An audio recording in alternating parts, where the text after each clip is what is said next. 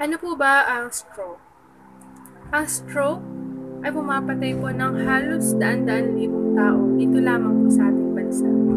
At ito po ang pangatlo sa pinaka dahilan ng kamatayan ng mga tao sa ating po bansa. Ang stroke po ay minsan din pong tinatawag na brain attack. Kung may heart attack, iba naman po yung stroke. Ang stroke ay tinatawag po na brain attack. Ang stroke po ay nangyayari sa dalawang kaparaanan. Gusto niyo po bang malaman ang dalawang uri ng stroke? Ini-invite ko po kayo na mag-subscribe, like, at share ng ating channel para marami pa po matuto rito. Ang stroke po ay nangyayari sa dalawang kaparaanan. Ito po ay ang ischemic stroke at number 2 ay ang hemorrhagic stroke. Doon po muna tayo sa ischemic stroke. Ano po ang nangyayari kapag ang isang tao ay nagkaroon ng ischemic stroke?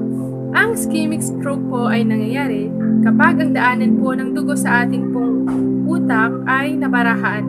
Nabarahan po ng plaque na tinatawag. Ang plaque ay maaaring calcium, fats, cholesterol, sodium. Kapag nabarahan yung mga daanan ng dugo sa ating brain, ang nangyayari, nawawalan ng supply ng oxygen ng ating pong utak at unti-unti po itong mamamatay sa loob lamang po ng ilang minuto.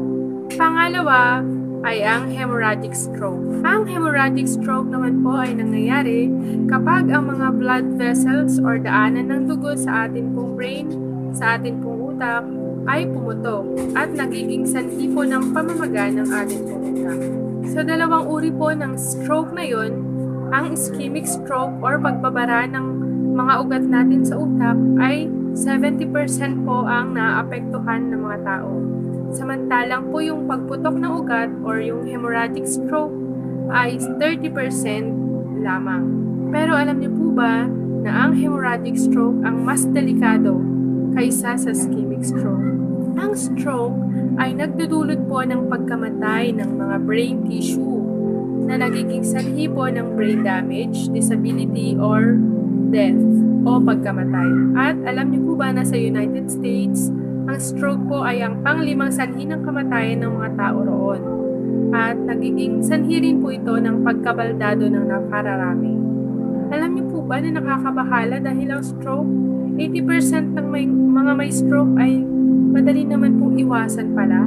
Mababawasan po yung tsansa natin na magkaroon ng stroke kung babaguhin natin ang lifestyle sa pamamagitan po ng pag-control ng ating blood pressure or yung ating BP at yung ating cholesterol levels. Pwede rin po natin itong mabago sa pamamagitan po ng pag-inom ng mga maintenance na gamot. Kahit sino, kahit bata, pwedeng magkaroon po ng stroke. At alam niyo po ba dito sa ating pong bansa, halos taon-taon, daan-daan libo po ang may stroke. At karamihan dito ay pabalik-balik lang yung stroke nila. So ano po yung mga causes or sanhi ng stroke na maaaring meron tayo na hindi na natin mababago? Yung mga hindi na natin talaga, wala na talaga tayong magagawa para doon. Una po yung age or edad. Alam niyo po ba na ang age na 55 pataas ay napaka-risky na po na magkaroon po ng stroke? Number 2 po ay yung gender. Ayon sa pag-aaral, mas nagkakaroon na po ng stroke ang mga lalaki kaysa babae. At ang pangatlo ay ang family history.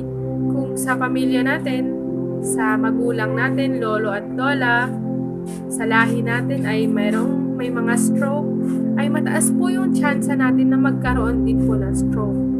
Kung sa tatlong yon meron ka, sa age, sa gender, at sa lahi, meron ka doon, posible po talaga na soon magkakaroon po tayo ng stroke. Good news po, dahil pwede po tayong makaligtas sa stroke. Mayroon pong mga dahilan ng stroke na maaari po nating mabago. Pwede nating isabuhay ang mga ito at maging habit ang mga ito para hindi po tayo magkaroon ng stroke balang araw. Ano-ano po yung mga yon? Number 1 po ay ang unhealthy habits, paninigarilyo, pag-inom ng alak, ang hindi pag-exercise or sedentary lifestyle, kung mayroon tayong mataas na BP, mataas na cholesterol, may diabetes, at sobrang obese. So ito po yung mga bagay na pwede nating gawa ng paraan. Kung halimbawa, umiinom tayo ng alak, ay hindi na po tayo iinom ng alak. Hindi na rin po tayo maninigarilyo. Lagi na rin po tayo mag-exercise. Iinom na po lagi tayo ng maintenance na gamot para sa mataas na BP at cholesterol. Ganon din po sa ating diabetes medicine. Lagi na po natin itong iinumin.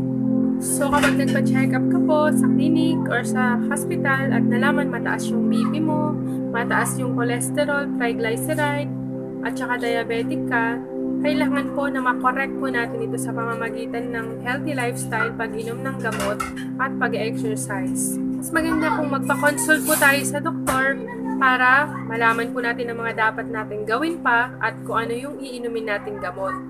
Para hindi po tayo maging risky na magkaroon po ng stroke balang araw.